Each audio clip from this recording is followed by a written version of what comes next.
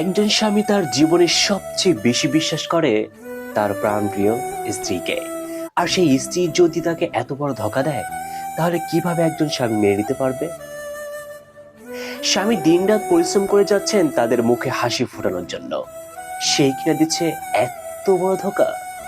স্বামী সেই দিনও প্রতিদিনের ন্যায় কাজের উদ্দেশ্যে বাড়ি থেকে বের হয়, সেই সুযোগে স্ত্রী ঢুকে ঘরে ঢোকাতেন তার প্রেমিককে। এভাবেই চলছিল প্রায় অনেকটা দিন। কিন্তু কথাই আছে না, চোরের 10 দিন হলে গৃহস্থেরও কিন্তু একদিন আসে। প্রেমিককে ঘরে ঢুকানোর দৃশ্য দেখে ফেলে পাশের বাড়ি এক প্রতিবেশী। সেই কথা জানিয়ে দেয় তার স্বামীকে।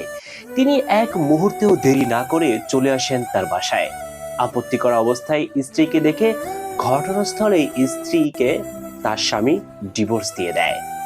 পরে এলাকাবাসীদের ডেকে এই ঘটনাটি জানান।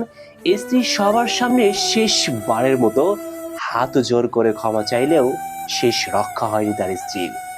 স্বামী তার ভুলকে কখনোই ক্ষমা করেননি, দিয়ে দিয়েছে ডিভোর্স।